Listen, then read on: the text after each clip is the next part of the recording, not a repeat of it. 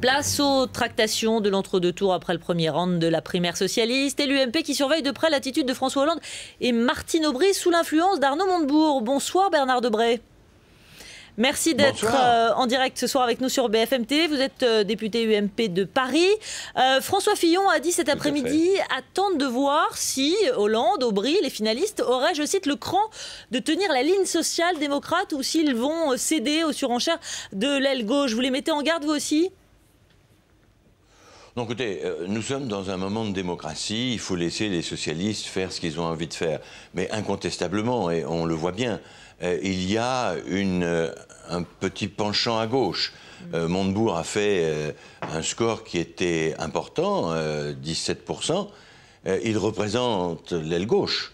Alors maintenant, on va voir si Martine Aubry récupère les voix d'Arnaud Montebourg pour s'ouvrir plus vers la gauche ou si c'est François Hollande qui s'ouvrira plus vers le centre-gauche. Mais peu importe. Je crois que Martine Aubry l'a dit, ils sont à peu près les mêmes. Et Montebourg a dit aussi quelque chose qui est intéressant, les deux facettes d'une même pièce. Donc vous ne dénoncez pas les similitudes, par exemple vous-même, entre Arnaud Montebourg et Marine Le Pen, comme a pu le faire Jean-François Copé ce matin. Vous ne dénoncez pas cette démondialisation, cher Arnaud Montebourg, dont s'est gossé Jean-François Copé. Pour vous, c'est normal qu'il y ait ces tractations. Mais il y a des tractations, ils disent évidemment le contraire. Je suis évidemment assez frappé par la démondialisation. Ça paraît tellement utopique et très démagogique. La démondialisation, comment voulez-vous qu'on démondialise? On va couper les téléphones portables, arrêter les avions, arrêter les tractations. Ça me paraît complètement utopique. Mais ça marche, vous savez. Chez les gens, ils nous disent oui, mais on ne sait plus où on en est, on ne sait plus quoi faire. On a peur. La peur n'est pas forcément une bonne conseillère. Alors Arnaud Montebourg surfe sur cette peur. C'est un peu illogique, un peu utopique. Enfin, ce sont des élections. Ce sont des élections, forcément il y aura un vainqueur, François Hollande ou Martine Aubry. Lequel vous imaginez le plus en place aujourd'hui, le plus à même de la gagner, cette élection? Martine Aubry, je pense qu'elle a fait sans faute, puisqu'elle est partie tard, elle avait beaucoup de retard, et on la voit qui prend progressivement son envol.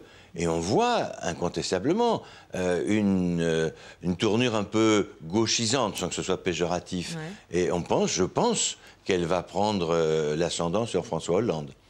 Alors, il y a cette primaire socialiste aussi. Elle a, on le sait, recueilli un certain nombre de suffrages, pardonnez-moi. C'est un succès, oui. Vous êtes d'accord pour le dire ? Ah, complètement. Mais vous savez, c'est un moment de respiration démocratique important. Il serait bon que nous, à l'UMP, dès 2014, nous puissions, pour la mairie de Paris, et ça je l'ai lancé il y a très longtemps, et puis que nous puissions en 2017 le faire. Il n'est pas question de le faire en 2012, pour 2012. Vous imaginez bien. Ouais. Mais c'est pas que c'est trop tard. Quand vous avez un candidat sortant, oui. J'ajoute que le contexte politique, économique, social est tellement difficile, le contexte européen, vous imaginez mal un président de la République aller voir Angela Merkel et lui dire « Écoutez, je suis en train de négocier avec vous, mais je ne sais pas très bien ce que disent mes concurrents dans mon camp ». C'est impossible. D'ailleurs, Obama n'aura pas de primaire non plus. Donc, avec un quinquennat, le candidat sortant, s'il se représente, est le candidat naturel de son camp. Après 2017, nous verrons en 2017, puisqu'il ne peut pas se représenter. Alors, Bernard Debré, question très courte pour conclure. La droite réclame aussi un débat télévisé de compensation du temps de parole. Vous me le confirmez? Vous y êtes favorable? Écoutez, le CSA verra bien, mais je ne suis pas là en comptant 2 minutes par-ci, 2 minutes par-là. C'était un bon moment de respiration. Voilà, nous aurons vraisemblablement une compensation, entre guillemets, mais vous savez, les rideaux vont tomber, la scène va s'éteindre après le deuxième tour des primaires. Et puis, l'élection présidentielle va arriver. Je ne suis pas à compter les minutes près. J'ai été heureux de ces primaires. Je pense que nous en ferons aussi maintenant que l'élection présidentielle commence. Merci beaucoup Bernard Debré. Merci d'avoir répondu ce soir en direct à nos questions sur BFM TV.